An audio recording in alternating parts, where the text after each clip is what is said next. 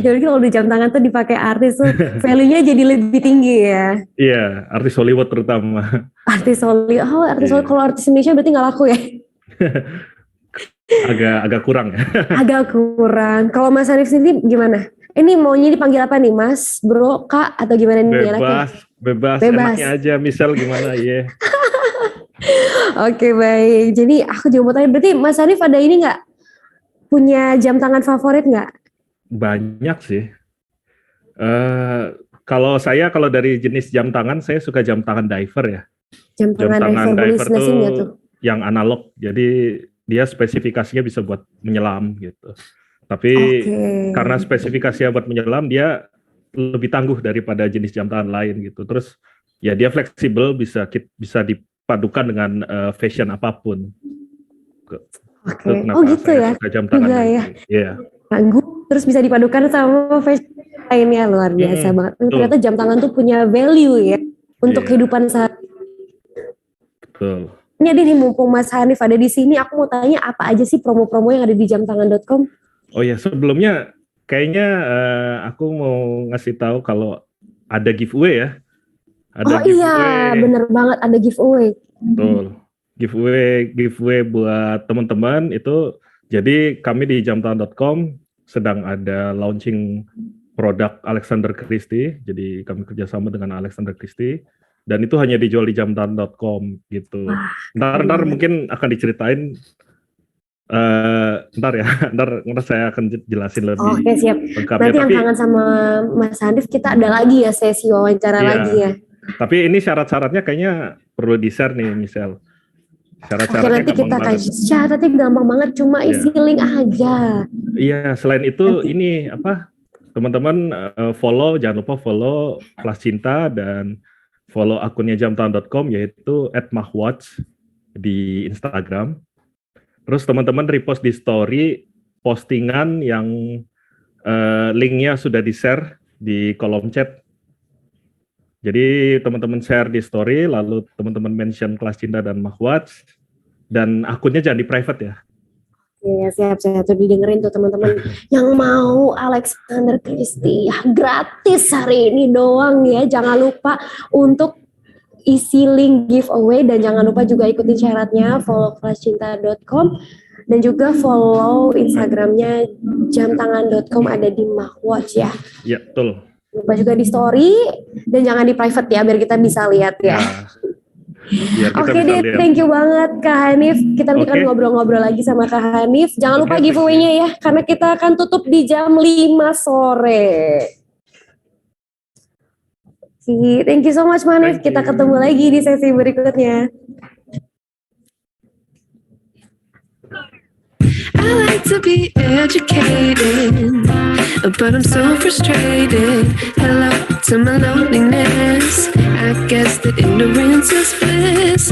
Take me back to before I knew. Rewind, take it out of cue. Innocence can be a young man's game. Signed up for the hall of shame. I wish I knew how much I miss not knowing that we're all screwed when we play our roles and ignore the problems.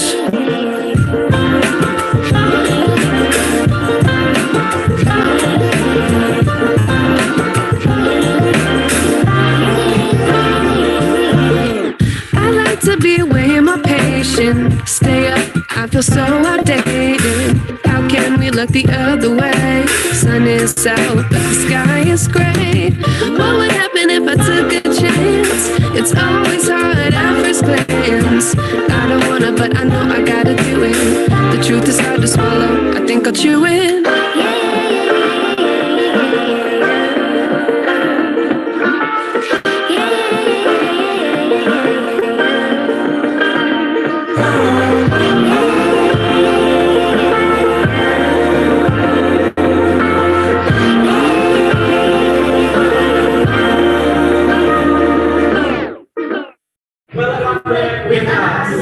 Kelas Cinta Anniversary Sweet 17 Stress Free Love. mencintai dengan happy. Nggak pakai anxiety.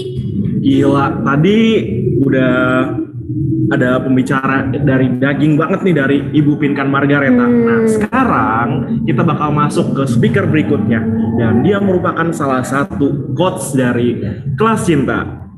Nah, Coach Jet ini merupakan penulis dua produk legend, guys. Jadi, Coach Jet ini udah nulis ebook 50 topik ngobrol dan juga ada online course-nya Supreme Influential Communication. Jadi, apapun yang berbau dengan ngobrol, gue belajar banget sama Coach Jet ini. Dan juga Coach Jet ini, dia merupakan salah satu dari coach Kelas Cinta juga, guys. Yes. Dan dari coach dari Hitman System juga. Dan wajar banget sih Dok, kenapa sih Coach Jet ini tuh punya kayak communication skill yang keren banget. Karena di luar Kelas Cinta, Coach Jet ini juga berpengalaman selama lebih dari 15 tahun jadi sales di berbagai benua seperti benua Eropa, benua Amerika dan juga benua Asia. Luar biasa banget ya.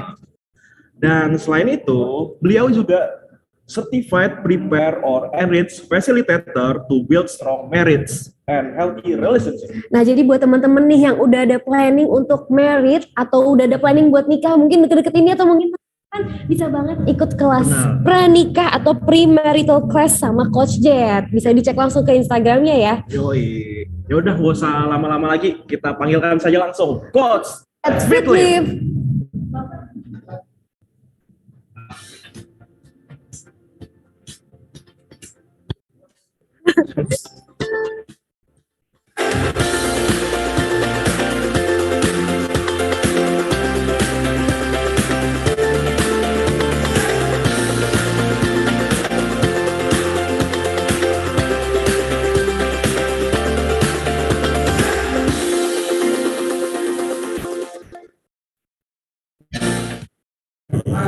Welcome back ke Kelas Cinta Anniversary Sweet 17. Nama saya Jet Fit Live.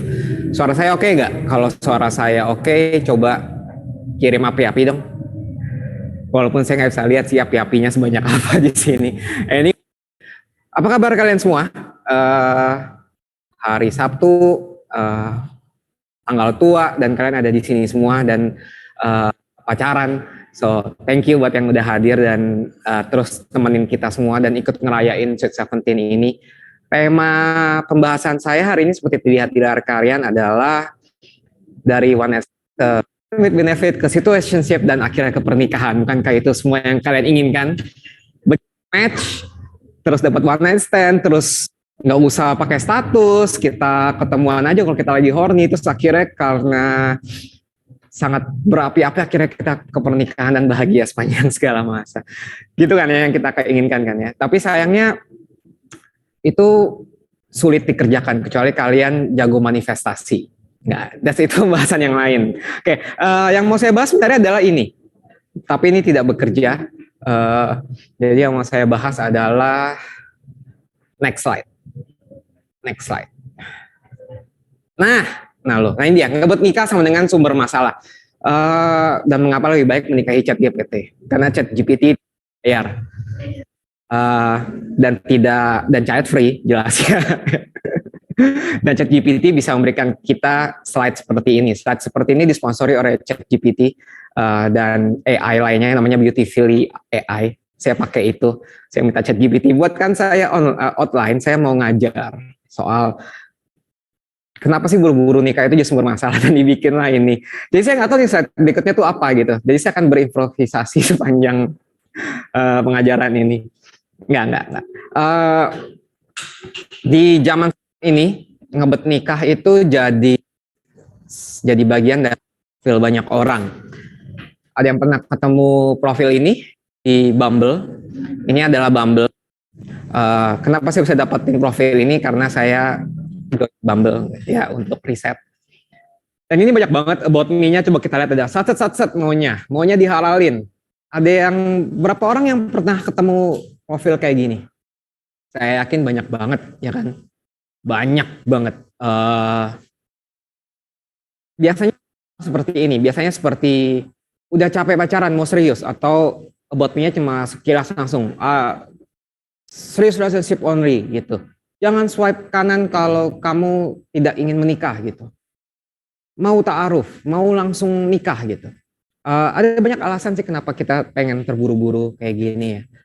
Yang pertama karena usia. Kamu atau kita udah menginjak usia di mana udah diburu-buru nikah gitu. Karena kita percaya kalau kamu udah 25 gitu, di 25 udah dapat kerjaan yang oke gitu ya.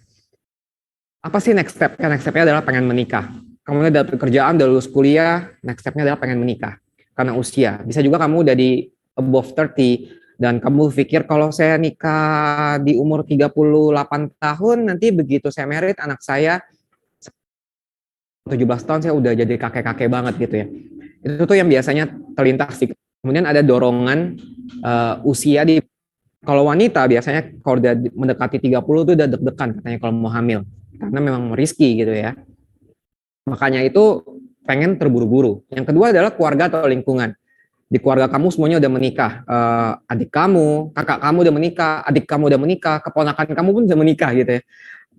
Saudara paling jauh terkecil pun udah menikah gitu. Ayah kamu menikah. Oh ya jelas, ayah kamu pasti menikah sama ibu kamu kan.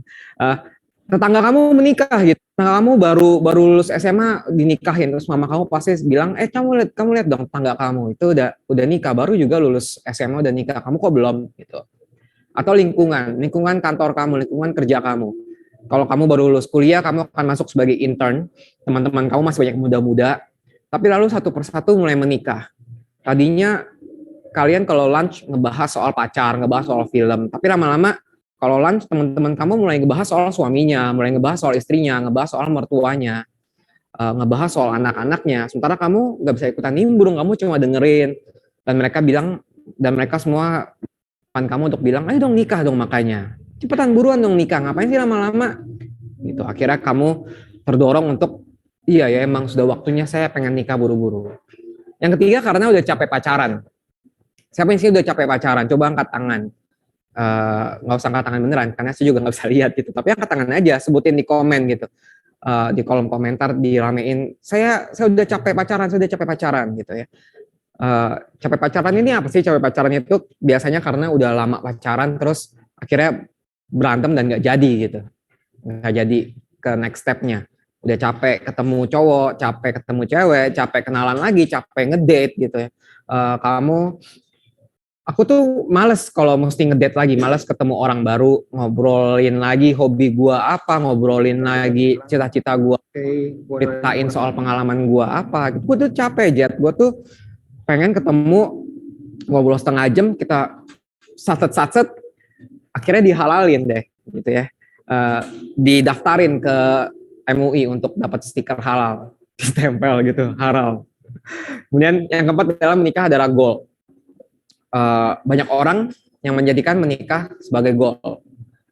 Goal di sini berarti sebagai pencapaian hidup. Jadi ketika yang tadi saya bilang, ketika udah kerja, udah kuliah, next stepnya apa? Next stepnya ya gue pengen nikah. Jadi nikahnya jadiin goal. Ketika nikah lu jadiin goal, itu pasti lu pengen kejar ya kan. Jadi lu pengen dapetin akhirnya menikah. Dan itu yang bikin kita buru-buru. Itu yang bikin kita semua jadi nafsuan. Kita semua jadi baru ketemu sebentar ya udah kita nikah aja. Next. Pencet apa? Nggak kepencet. Oh ke situ ya. Oke. Oh iya benar. Oke, ini adalah beberapa statistik dunia nyata orang-orang yang terburu-buru menikah akan mengalami ini secara statistik. Couple who a year of meeting are twice as likely to divorce than those who wait at least 3 years. Pasangan yang menikah dalam 1 tahun setelah mereka bertemu lebih bercerai dibandingkan mereka yang menunggu 3 tahun. Apakah yang menunggu 3 tahun lain nantinya mungkin, tapi yang ketemu setahun dan langsung nikah punya chance 2 kali lipat gitu ya. Ada berapa persen sih statistik perceraian saat ini? Di atas 50% gitu ya. Jadi kalau kamu setahun, kalau 50% pernikahan itu berakhir dengan perceraian, kalau kamu nggak nunggu itu berarti jadi double gitu, hampir 100%, hampir pasti gitu. So, do you want to take that risk gitu? Kamu ambil resiko itu atau enggak? Gitu. Kemudian next-nya suaranya putus-putus. Oke, kita ganti dulu.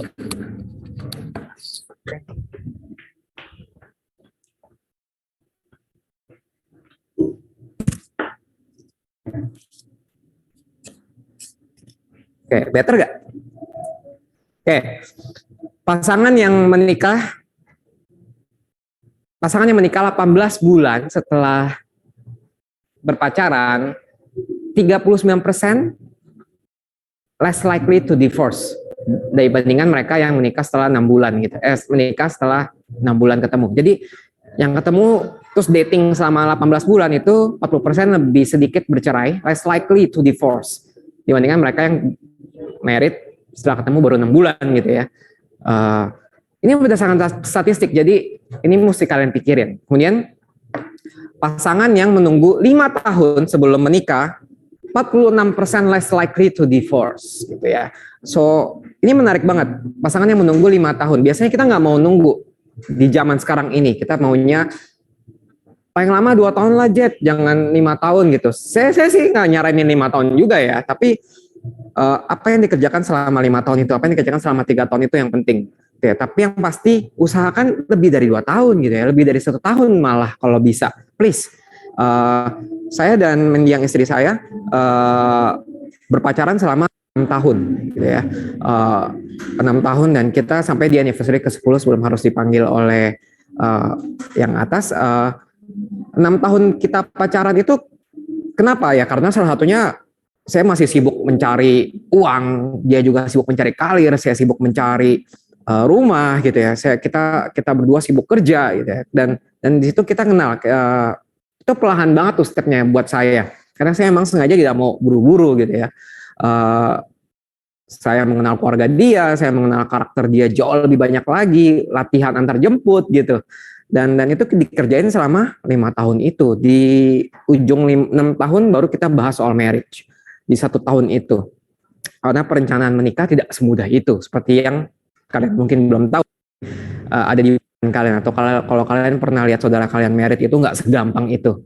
Oke, saya mau bahas beberapa yang sering terjadi, fase-fase yang sering terjadi. Kenapa kita jadi buru-buru ngebet sih? Kita jadi terpincut untuk langsung buru-buru ketika kita baru juga match atau baru juga ngedate sama orang. Yang pertama itu di situasi sekarang saat ini, mungkin kalian putus lama, setelah sekian lama pacaran gitu ya, masih sama-sama single. Terus selama single itu kalian bukannya upgrade diri, tapi kalian malah resah atau anxiety. Kalian malah quarter life crisis, kalian malah sibuk mencari apa sih makna hidup gua gitu ya.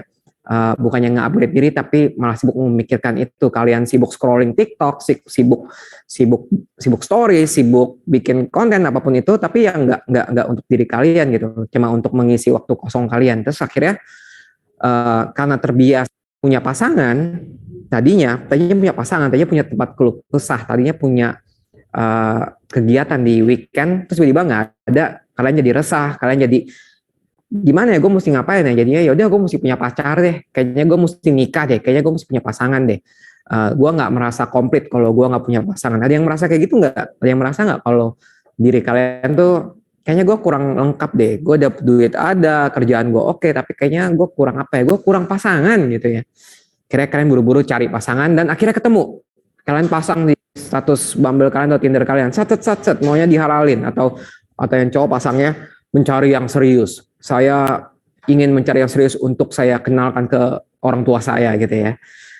Akhirnya ketemu yang juga ngebet, sama-sama ngebet, ketemu ngedate, kebetulan ngobrolnya nyambung, langsung bilang pas ketemuan pertama, jadi kamu ngapain main Bumble, main dating apps? Oh iya, aku tuh capek, makanya aku tuh pengen yang ketemu yang oke aja. Dan si cowoknya menyambut dengan riang dan gembira. Si cowoknya bilang, oh aku juga sama gitu. Ada satu fakta yang menarik. Selama belasan tahun ini kita ngerjain kelas cinta dan human system, ada kebiasaan di mana pria itu pengen buru-buru jadian. Ya, pria pengen buru-buru jadian lalu menunda pernikahan. Sementara dilambat-lambatin tuh jadian. Begitu jadian pengen buru-buru putus, nggak pengen buru-buru menikah, jelas. Terbalik gitu ya. Cowok buru-buru jadian kemudian menunda pernikahan. Pengen lama-lamain jadian jadiannya ditunda-tunda, akhirnya jadian langsung ditodong nikah cowoknya gitu ya. Nah, ini menarik nih, tapi semakin kesini kita bergeser, yang cowoknya ngebet nikah, yang ceweknya juga tetap ngebet nikah gitu. Jadinya begitu ketemu ya sama-sama ngebet. Orang kalau sama-sama ngebet kemana? Ke Oyo, nggak ke staycation ya. Kemudian nikah besokannya gitu kan, langsung ya udah besok kita ketemu ayah kamu, kita ketemu mama kamu, kita bahas pernikahan kita gitu ya, langsung buru-buru menikah. Nah, sebelum menikah ada jeda kan, nggak mungkin kan, kita kan nggak di Vegas ya, nggak malam ini, dan di Indonesia tidak semudah itu untuk menikah gitu ya, karena ada orang tua yang mesti kita undang dan lain-lain. Bisa sih ke KUA, tapi masih panjang tuh prosesnya. Kita mempersiapkan pernikahan dulu deh, kita bahas. Nah, setelah persiapan itu biasanya karakter-karakter utama seseorang tuh muncul. Ada nggak sih yang udah pacaran 3 tahun baru ngeliat, ternyata cowok gue kalau marah tuh begini, ternyata cowok gue tuh memperlakukan orang lain tuh begini, ternyata cewek gue kalau marah itu suka mengumpat, ternyata cewek gue kalau mabok itu rese banget. Itu tuh nggak muncul tuh kalau lu diburu-buru nikahnya. Itu tuh muncul setelah setahun, setelah 2 tahun. Ada konflik nih ketika sebelum nikah, tapi karena udah nanggung, kan di otak lu udah ngebet, jadinya lu ngapain? Lu tutup mata, lu pakai kacamata kuda. Kalau nggak tahu, kuda tuh pakai kacamata kalau naik delman supaya nggak ngeliat kiri, supaya pandangan tetap lurus ke depan gitu ya. Jadi kamu tutup mata, ya udahlah, nggak, nanti kalau nikah juga berubah gitu ya harapannya ya, ekspektasinya salah itu terhadap pernikahan. Akhirnya ya udah, akhirnya menikah, nggak pakai pokoknya nikah. Nggak pakai premarital dulu, nggak pakai berusaha mengenal dia, nggak pakai pacaran lama, nggak pakai trip bareng dulu, pokoknya nikah aja, pokoknya segera resmikan hubungan ini. Nah, ini yang biasa terjadi di fase ini. Banget yang konsul ke kita bilangnya iya aku kenal dia terus entah kenapa kayak cocok banget. Nah, ini yang gue bilang, duh sayang banget sama dia gitu, gue sayang banget sama dia, makanya ya udahlah, gue rasa nggak apa-apa lah, pokoknya gue sayang, akhirnya gue nikahin aja. Dan itu cepet banget jet prosesnya, nggak kerasa tiba-tiba kita udah hari H dan akhirnya udah nikah, dan ini udah jalan 2 bulan nikah, dan gue baru tahu kalau dia tuh ternyata utangnya banyak gitu misalnya. Nah, itu menarik tuh, nggak pernah dibahas sebelumnya ketika lagi pacaran, nggak sempet dibahasnya karena otaknya ketutupan aja, udah sayang banget, udah tanggung gitu ya. Nah, ini yang biasa kelas cinta lakukan adalah memberitahu fakta yang tidak mengenakan gitu ya.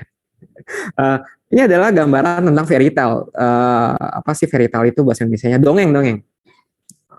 Dongeng beberapa dongeng yang kita percaya terjadi dalam pernikahan, yang mungkin masih jadi konsep kamu saat ini. Yang pertama adalah marriage is a way to fix a troubled relationships. Pernikahan itu adalah cara untuk memperbaiki hubungan yang rusak. Berapa banyak dari kalian yang pernah ketemu atau punya teman yang memutuskan nikah karena Kak bilang, iya pas pacaran dia tuh kasar sama gue, tapi kayaknya kalau udah married enggak deh, gitu. Kayaknya kalau udah nikah dia bisa jadi bapak yang baik deh. Kayaknya kalau udah nikah, kayaknya kalau udah serumah dia akan berubah deh. Gitu. Pas pacaran ribut terus. Kayaknya nanti kalau kita, ada juga yang bilang ketika pacaran ribut terus, salah satunya bilang ini karena kita nggak serumah, ini karena kita terpisah jauh, kita terpisah jarak gitu. Setiap kali kita ketemu, makanya kita berantem, karena kita saling kangen, makanya kita harus nikah, biar kita terus-terusan bersama gitu. Ada juga yang cowoknya posesif, terus berantem, terus cowoknya bilang, kita makanya harus nikah, biar kamu sama saya tuh serumah terus, biar kamu tuh selalu ada sama aku. Kalau kamu udah ada sama aku, kan aku nggak jadi posesif, aku udah tahu kamu jadi milik aku sepenuhnya, makanya kita nggak akan terpisah, makanya kita nikah gitu ya. Makanya ini jadi, marriage adalah salah satu cara untuk memperbaiki hubungan yang rusak, salah. Tuh, marriage akan memperburuk hubungan yang rusak. Bayangkan kalau kamu lagi berantem sama pacar kamu nih, hari ini pas ngedate terus pulang ke rumah masing-masing, kamu masih bisa main, masih bisa curhat ke teman kamu masih bisa cerita, kamu masih bisa diam sendiri dan berpikir, dia juga begitu, kemudian bertemu akhirnya ketika kepala sudah dingin. Tapi kalau udah nikah, kalian berantem panjang jalan pulang, terus sampai ke rumah bareng gitu, lihat rumah berantakan terus pusing bareng, terus masuk ke kamar mandi masing-masing gitu, bareng terserah, tapi bukan itu poin saya masuk kamar bareng, kemudian tidur enak, tidur sama orang yang lu keselin gitu, lu kesel banget sama dia, lu kesel banget ngeliat muka dia, tapi akhirnya lu masih terpaksa harus tidur sama dia gitu ya.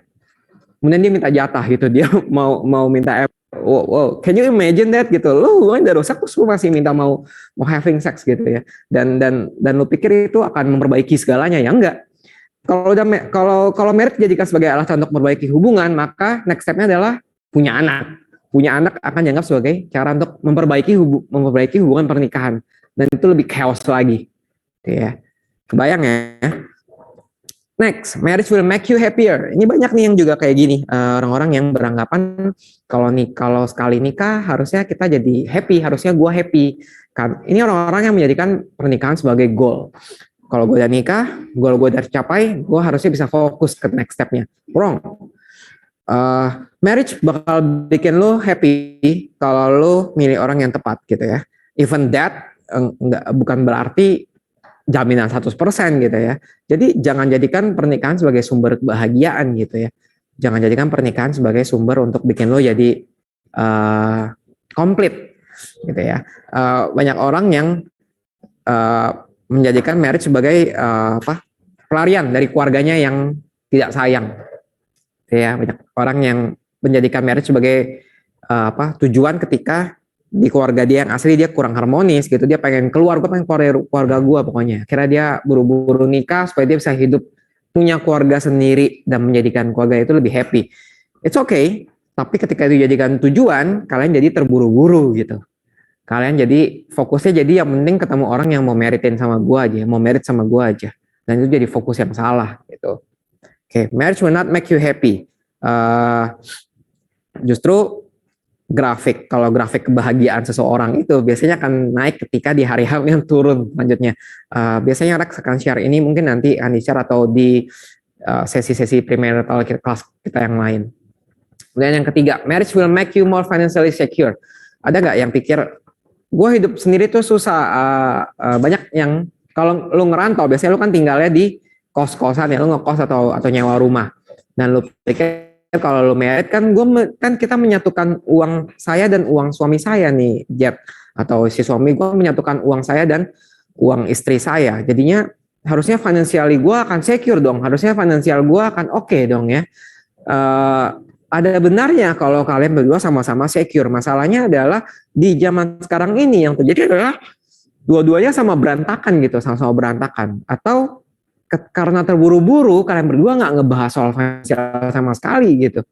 Pokoknya di otak kamu ada bayangan adalah kalau udah nikah semua ditanggung oleh suami. Sementara si suami pikir kalau udah nikah semuanya dibahas berdua. Keuangan istri jadi keuangan kita. Di sisi wanita pikirannya kalau udah menikah berarti uang gue, uang suami gue adalah uang gue gitu ya. Kalau di prianya adalah uang gue adalah uang kita, uang lu juga uang kita gitu. Dan ini nggak diobrolin karena semuanya beranggapan dia udah gede, dia udah dewasa, harusnya dia ngerti dong kalau udah nikah berarti keluarga itu kalau kehabisan beras itu pakai uang bersama. Nah karena nggak dibahas, jadinya ketika berasnya habis apa yang terjadi?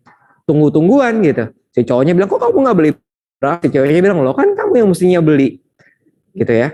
Dan itu beras belum kalau berasnya habis, token listriknya bunyi gitu. Terus siapa yang mesti isi tokennya? Kemarin aku baru beli beras, kemarin aku baru beli mesin cuci, aku baru beli deterjen, aku baru beli pengharum ruangan gitu. Kok kamu nggak mau bantu keluarga kita? Dan ini perdebatan soal uang ini jadi salah satu alasan nomor 2 kalau nggak salah, atau nomor 1 ya, alasan perceraian di Indonesia. 1 ekonomi, 2 komunikasi. Yang ketiga pihak ketiga kalau nggak salah, atau saya lupa. Tapi yang jelas menikah tidak akan bikin kamu financially secure kecuali kamu menikahi anak dirjen pajak eselon 3 itu. Tapi kasus.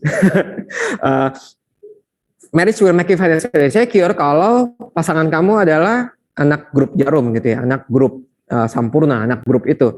Tapi kan itu berarti kamu juga financially secure gitu ya. Jadi jangan jadikan pernikahan sebagai patokan untuk membuat keuangan kamu lebih baik gitu ya.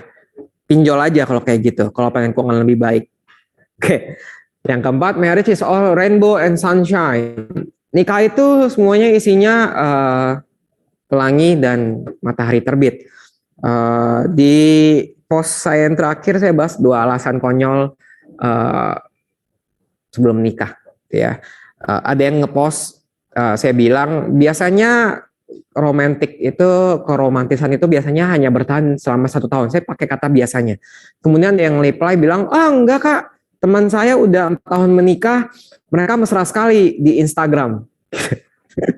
Mereka mesra sekali di Instagram. Ya saya balas dengan itu kan biasanya ya. Kemudian ada yang balas, saya nggak mau balas yang sesungguhnya gitu. Yang ada yang balas dengan yang ditampilkan di sosial media biasanya adalah topeng, dan it's true gitu. Mana ada orang yang mau ngepost dia habis berantem sama suaminya atau sama istrinya di Instagram gitu, ngepost gitu, dia ngevideoin dia lagi berantem gitu, lagi debat sama suaminya. Kamu kok taruh anduk sembarangan? Kamu kok nggak urus anak? Terus dipost gitu di sosial media. Inilah keluarga kami yang penuh kehangatan. Nggak ada kan? Nggak ada yang ngerjain itu. Yang of course baik-baikin dipost adalah muka senyum, main sama anak. Nggak ada yang ngepost hal-hal yang bikin gak semangat, karena itu nggak menarik. Yang menarik adalah yang menjual adalah kehangatan gitu. Kemudian fakta lainnya adalah kita terbiasa hidup di zaman yang fast-paced sekarang ini, cepet banget. Kita ngelihat achievement dengan gampang. Kemudian itu kita jadikan patokan. Hidup itu ketika kamu married, kamu tuh punya 24 jam bersama pasangan kamu, dan 24 jam itu bukan potongan video TikTok yang cuma 1 menit. Hidup itu bukan potongan TikTok gitu ya. Abis kamu foto berdua sama istri kamu makan, apa yang terjadi selanjutnya ketika makan? Tiba-tiba lagi makan, bahas soal anak, bahas soal cicilan KPR kita minggu kurang deh, jadi kita mesti gimana. Kemudian berantem. Kemudian pulang ke rumah, kemudian masih mesti mikirin orang tuanya dia, mesti mikirin kerjaan lu, kemudian lu pusing, lu stres, istri lu juga stres, lu nggak bisa ngobrol, kalaupun ngobrol baik pun susah gitu, lu ada keluhan, lu coba sampaikan dia nggak mau terima, atau yang sering saya dapetin di konsul pranikah adalah si ceweknya curhat, cowoknya kasih solusi langsung, atau langsung bilang lu sih kebiasaan gitu. Ceweknya curhat, aku tuh tadi diomelin sama bosku kan kurang teliti. Suaminya balas dengan, iya sih emang kamu tuh kurang teliti orangnya. Bayangkan itu di pernikahan ya. Emang kalau di Instagram Stories adalah ceweknya bilang, aku tuh diomelin sama bos aku. Suaminya balas, aduh sayang, kasihan banget ya, sini aku peluk. Kemudian di post gitu ya. Itu di Instagram Story, in reality behind that adalah, oh gitu. Oh kamu diomelin, oh ya udahlah, hati-hati lah, makanya lu sih teledor. Itu yang terjadi, dan itu nggak mungkin dipost di Instagram gitu atau di TikTok, nggak engaging gitu. Brand nggak mau endorse lu kalau keluarga keluarga unhappy family gitu. Kecuali genre lu emang genre unhappy family ya, it's okay gitu. So marriage is not all rainbow and sunshine. Pernikahan gue 10 tahun kemarin, it's not all yang tampil di Instagram gitu, anak-anak pergi ke Bali main dan happy aja. No, it's not about that. Ada kepusingan gua, kepusingan istri, cari kerjaan, pindah rumah, berantem soal furniture. So it's not all that enak gitu. It's not all that good gitu ya. Nah, terus gimana dong Jet? Kalau gua emang mau nikah, of course gua married, gak apa-apa. Kita butuh pernikahan untuk mendapatkan bonus demografi gitu. Untuk demografi, karena kita terancam gitu, kalah sama India ya. India jelas ya, anaknya banyak. Nah, ini beberapa hal yang bisa kamu kerjakan sebelum kamu menikah. Several things to discuss before the D-Day. D-Day itu hari pernikahan ya. Understand your partner's values and goals. Kayak kemarin keluarin buku 150 bahasan wajib nikah, dan itu salah satu buku yang oke. Itu bisa dipakai untuk dibahas. Itu bisa belajar soal value dan goals-nya pasangan. Apa sih contoh value dan goals? Of course kamu abis ini jangan tanya ke pasangan kamu, jangan kayak, Beb, jadi value dan goal kamu tuh apa? Dia juga nggak ngerti. Value saya adalah menjadi pria yang baik gitu. Goal saya adalah menjadi ayah yang sempurna. Ya nggak. Jangan itu general banget. Tapi value dia dan goal dia soal hal yang spesifik. Contohnya, Beb, value soal punya anak itu apa? Beb, goal kamu 2 tahun lagi itu apa gitu ya. Value kamu apa sih, value yang kamu miliki sehingga yang membuat saya harus memutuskan untuk menikahi kamu? Itu boleh ditanyain kayak lagi mau interview kerjaan kan, tapi ya, it's true, go do that gitu. Beb, ceritain dong value yang kamu pegang selama ini. Value ini bahasa Indonesia adalah prinsip yang kamu pegang. Sesederhana prinsip kamu kalau ketika berkendara itu apa? simple banget kan. Tapi ini bisa jadi menarik. Bisa jadi prinsip dia adalah kalau berkendara adalah jadi yang paling terdepan. Jadi kalau ada yang depan gue bakal klakson, gue bakal lampu sen, gue bakal nyelip kiri kanan gitu.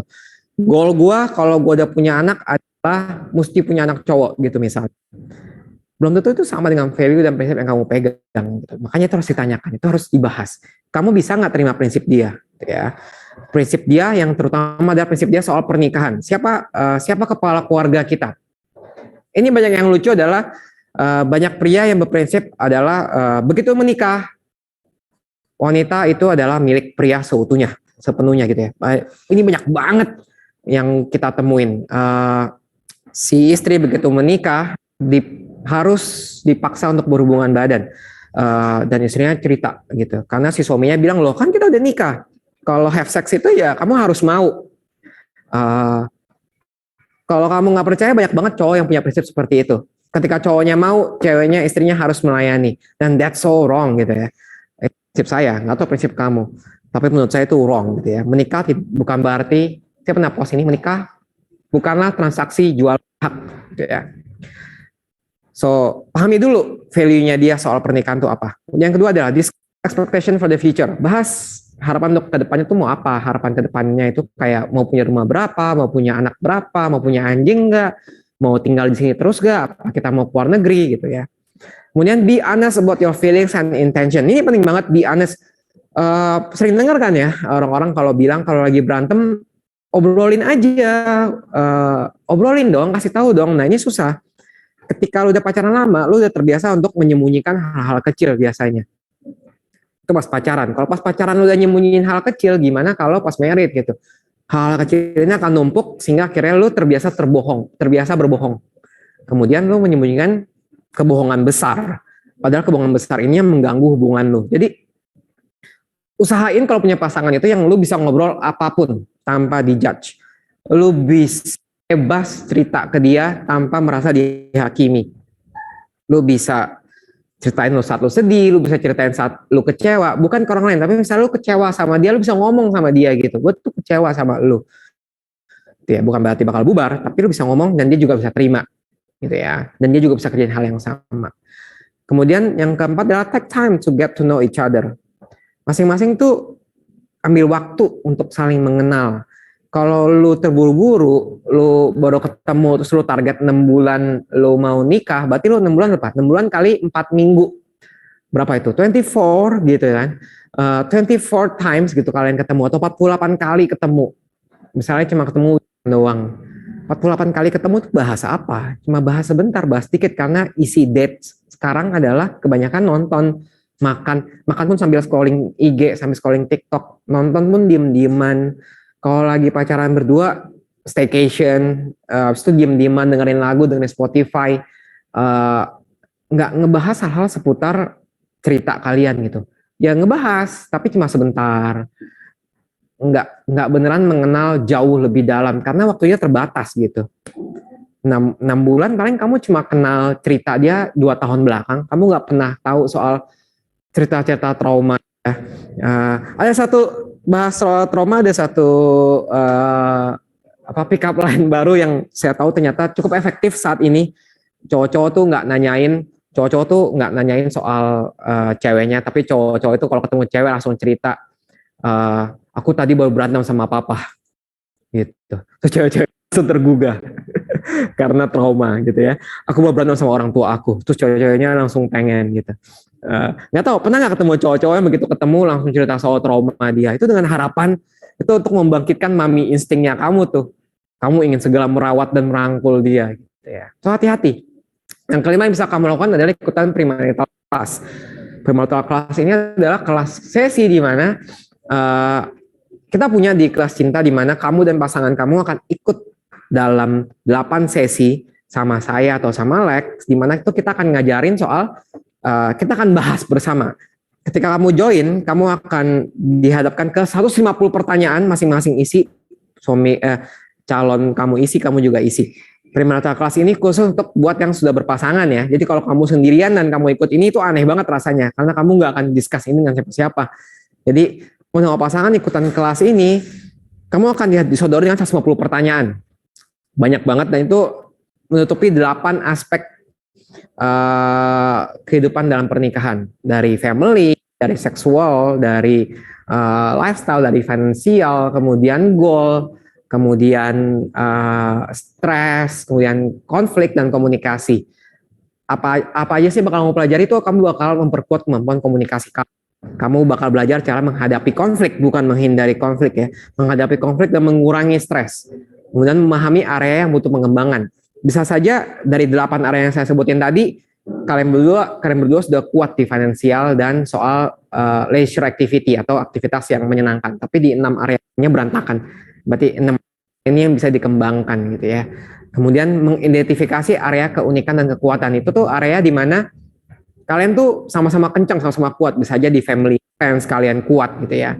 Kemudian memahami latar belakang keluarga. Kenapa penting latar belakang keluarga? Karena ini adalah bagian yang tidak terpisah dari pernikahan. Dan membicarakan isu finansial dengan nyaman. Pernah nggak sih kalian pacaran lama terus bahas isu finansial? Itu tuh biasanya tuh nggak nyaman. Apalagi kita sebagai orang Asia, kita cenderung tidak asertif. Asertif itu tidak terbiasa untuk mengungkapkan sesuatu. Dan finansial itu jadi area yang sangat sulit untuk diajak bicara ya. Kemudian merancang personal goal, couple goal, dan family goal gitu ya. Ada 3 ya. Couple goal, personal goal, dan family goal.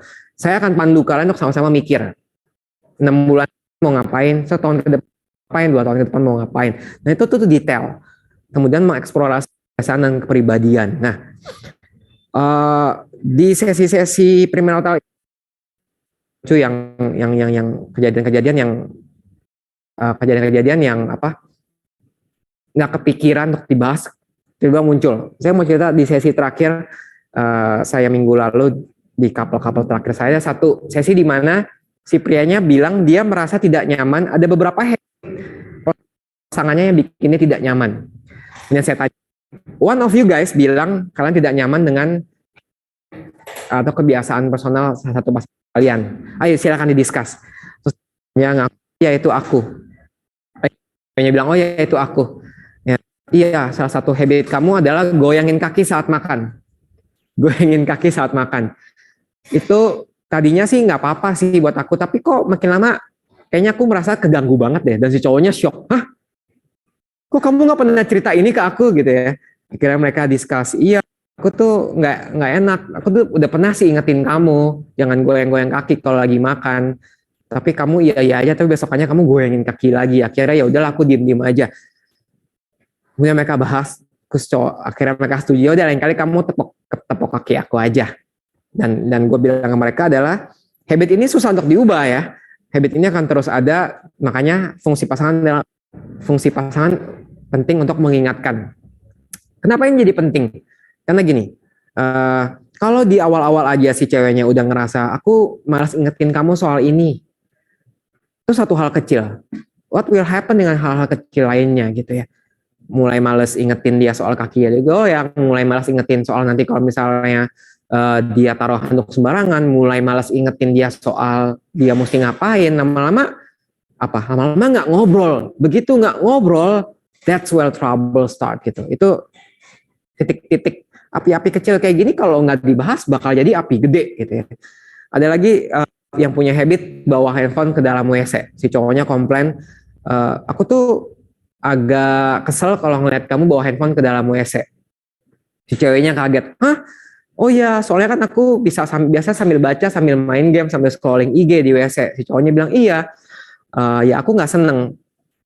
Mulai agak panas tuh, kok kenapa kamu nggak seneng dibahas? Cowoknya bilang, karena menurut aku itu tidak higienis.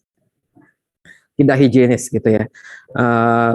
Ketika dia ngomong itu, gue dengar juga, gue juga sering bawa handphone ke WC. But it's okay, that's your preference. Cowoknya jelasin, karena itu nggak higienis.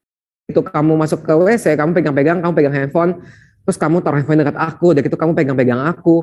Menurut aku itu kan nggak higienis. It makes sense gitu ya, itu masuk akal. Ketika dijelasin kayak gitu, ceweknya baru kayak, oh iya ya, masuk akal ya.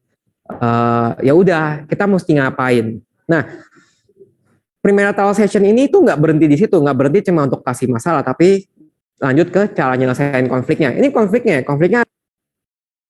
bawa handphone ke dalam WC. Cara nyelesain konfliknya gimana ya? Mereka saling bahas ide. oh ya udah kita taruh keranjang di depan WC untuk taruh handphone.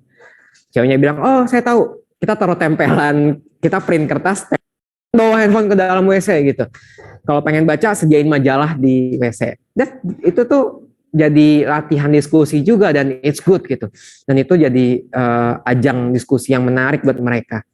Itu contoh lagi kan. Kenapa sesimpel hal-hal kecil kayak gitu aja. Tapi kalau hal kecil kayak gitu aja nggak mungkin bisa sampai cerai dong, Jet. Ya enggak. Tapi itu satu hal kecil. Bayangkan ada banyak hal kecil lainnya yang cowoknya juga sebel dari ceweknya tapi nggak pernah ngomongin.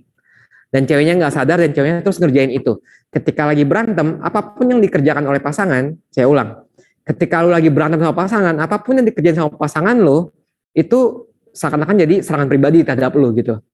Lu lagi berantem sama pasangan lu tuh, lagi berantem nih, lagi debat, terus lagi pergi makan, terus tiba-tiba aja nyeruput mie dengan kenceng. Lu tuh ngerasa, wah ini lagi ngeselin gua nih gitu. Terus tiba-tiba dia tutup pintu dengan kenceng. Wah dia lagi emosi banget sama gua, sama tutup pintu dengan kenceng. Jadi ngerti ya? Jadi hal-hal kecil kayak gitu bakal bikin marriage itu berantakan, jadi penerumit kalau nggak pernah dibahas. So ini pentingnya premarital kelas ini. Kalau mau ikutan bisa hubungin admin untuk tanya berapa sih cost-nya untuk premarital. Ada yang short course 3 sesi doang, ada yang 5 sesi doang, atau yang komplit 8 sesi. Oke, dan itu dijamin rahasianya. Sesinya ketemu sama saya dan Lex, salah satu boleh dipilih sesuai dengan jadwal. Oke. Next, nggak kepencet lagi. Wait. Apakah kepencet? Oke. Tadi dibahas sama Ibu Pinkan sama Kay tadi. Jadi gue mesti ngapain? Jadi pentingnya untuk self discovery. Oh gambarnya saya ganti. Ini gambarnya dikasih sama ChatGPT. Nggak ngerti kenapa self discovery-nya gambar mountain. Know thyself. Kenalin diri lu dulu. Cari tahu lu tuh maunya apa. Lu tuh pengen punya pasangan seperti apa. Cari tahu personal value lu. Tulis prinsip lu tuh apa. Prinsip soal uang, prinsip soal anak, prinsip soal pernikahan, prinsip soal pacar gitu ya. Kemudian find the right partner. Find the right partnernya akan dibahas abis sesi setelah ini sama Jill. So do that gitu. Dengerin sesi ini. Gimana caranya supaya bisa cari the right partner. Gimana caranya bisa cari pasangan yang tepat gitu ya. Know thyself ada banyak caranya. Puas-puasin eksplorasi diri, seksualitas elu, prinsip pribadi elu, knowledge elu, dalemin itu sedalam mungkin sampai punya prinsip yang nggak bisa diganggu gugat. Kalau gue punya pasangan harus yang punya kayak gini gitu. Oke. Kita ke akhir slide, next. Nggak kebaca atasnya. Oke. Stop rushing gitu ya. Stop rushing ini penting banget. Saya ikutin satu orang di IG namanya, saya lupa. Prinsip dia adalah scroll mindfully gitu. Scroll mindfully. Jadi dia suka tiba-tiba saya lagi scroll, tiba-tiba ketemu video dia itu, saya tahu itu akhirnya saya mesti stop scrolling IG. Karena dia suka bilang stop scrolling. This is the end of the video. Ya. Di momen yang lagi di dunia yang bergerak dengan cepat ini, jangan sampai itu ngedikte hidup lu untuk ikutan cepet-cepet gitu ya. Jangan jump into marriage tanpa solid foundation gitu ya. Itu adalah resep untuk bencana atau masalah. Ambil waktu untuk build connection, taruh fondasi yang kencang untuk bisa jadi happy and successful marriage. So take the chill pill, relax and enjoy the journey of getting to know your partners. Percaya, nanti lo di masa depan akan bilang thank you. So that's my sessions. Kita masuk ke sesi tanya jawab. Ada pertanyaan?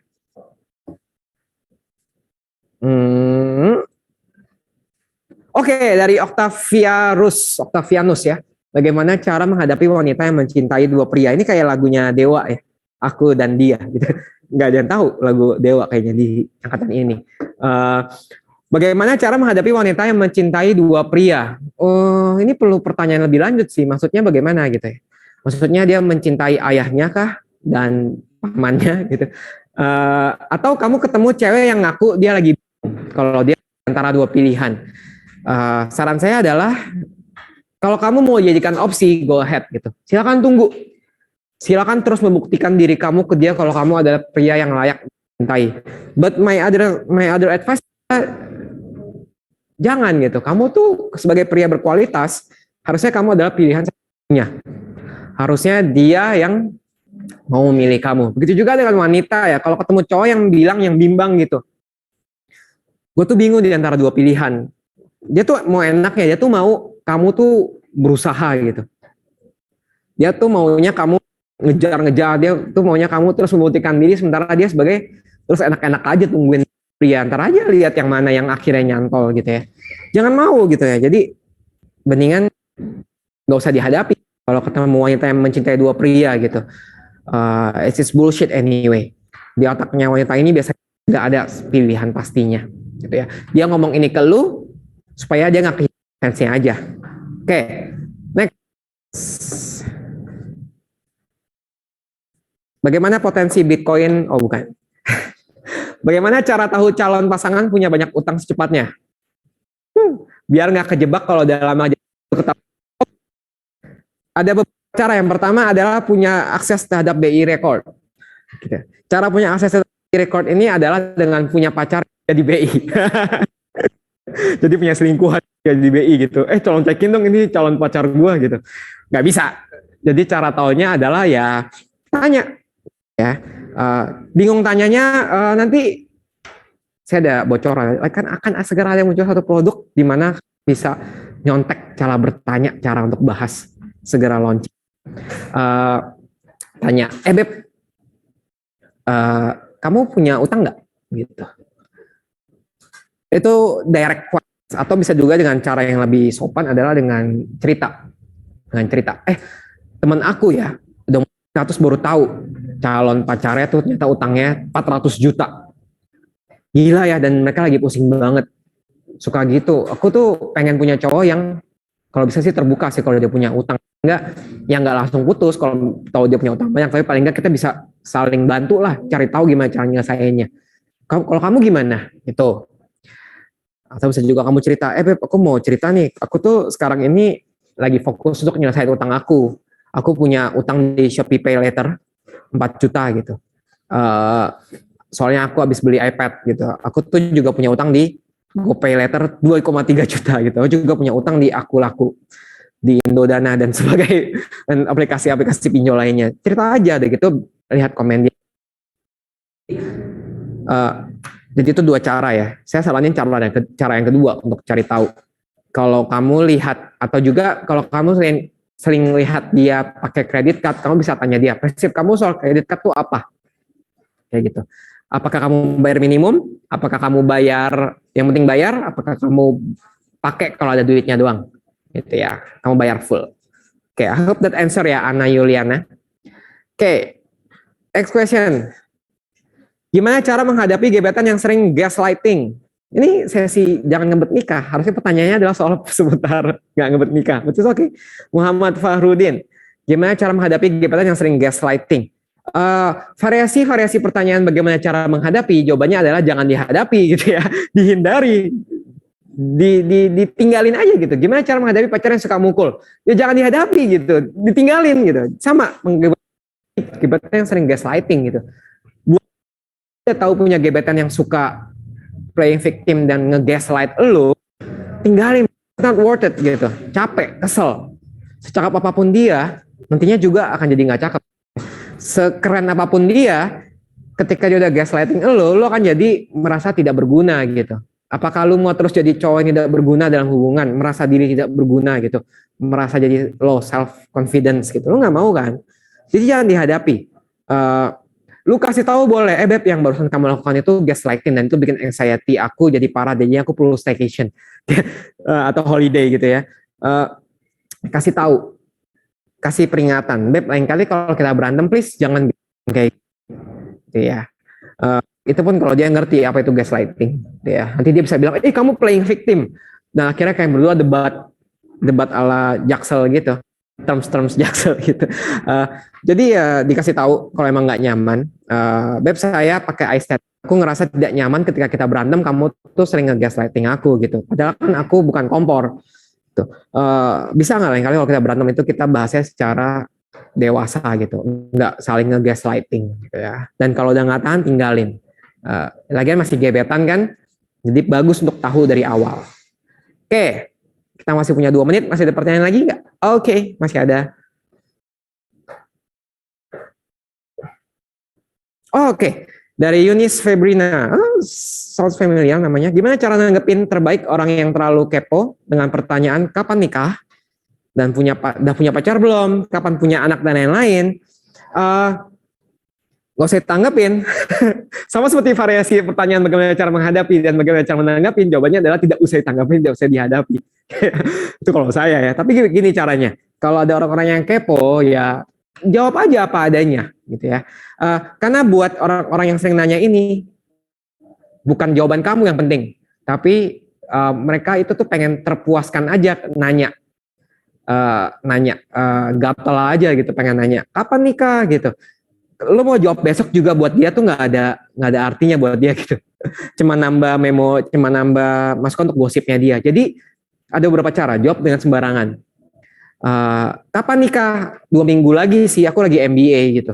Nggak nambah-nambahin gosipnya dia gitu. Oh nikah 2 minggu lagi. Udah punya pacar belum? Udah. Bawa dong nanti gitu. Kapan punya anak? Ini lagi isi gitu. Kapan punya anak? Oh aku sama suamiku udah adopsi anak sih dari Afrika gitu. Jawab dengan tidak serius atau jawab dengan serius gitu. Bisa juga jawab dengan serius.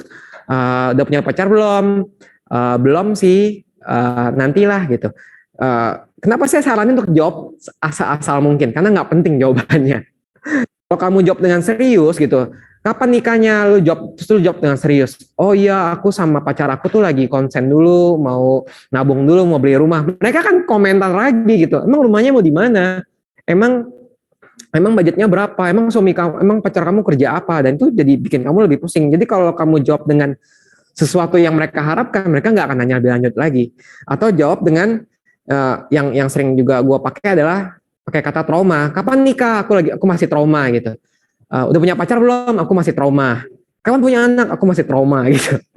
That will stop them. Aku masih trauma. Aku mau curhat sama kamu. Ya mereka akan kabur kan. Jadi mereka nggak akan nanya. Jadi nggak usah tanggepin, nggak usah dikasih angin, nggak usah dikasih bahan gitu. Dijawab asal aja itu best. Nah, udah beberapa pertanyaan, so thank you buat yang udah ngikutin 45-an menit ini. So again, my last advice, don't rush it into marriage gitu ya. Ubah status bio, Bumble, Tinder kamu sebagai cowok yang atau cewek yang mau kenal duluan, ngedate duluan, nggak terburu-buru menikah.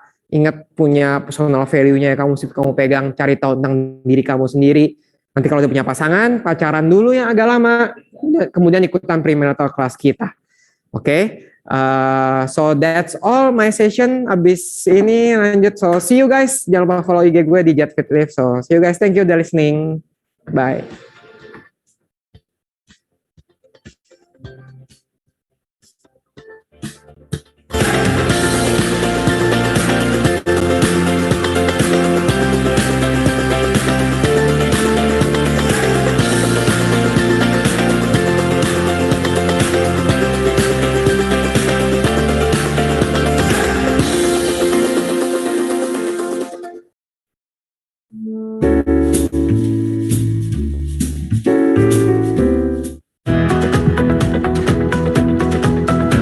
PDKT itu isinya adalah melatih, meminta dan memberikan apresiasi berulang-ulang. Awalnya minta kecil, lama-lama jadi besar. PDKT gitu doang. Jadi nggak ada tuh berkorban, menyenangkan, nggak ada. Ketulusan nggak ada artinya kalau dia belum suka sama kamu. Ketulusan, pengorbanan dan segala macam itu nggak akan bikin orang jadi suka sama kamu. Gimana caranya menarik lawan jenis ya? Pertanyaan paling dasarnya adalah kamunya udah menarik apa belum? Tapi masalahnya kalau kamunya masih minder, kayak gitu gimana bisa menarik orang lain gitu kan? Jadi pacaran atau nikah itu bukan happy-happy. Pada saat kita memilih, aku mau menikahi kamu, aku mau pacaran sama kamu, kita lagi bilang, aku mau kerja, banting tulang sama kamu. Syarat untuk move on. Move on itu bukan melupakan, move on itu adalah bergerak, berjalan. Kalau kita fokusnya berusaha melupakan, ya biasanya kita jadi nggak ngerjain yang lain.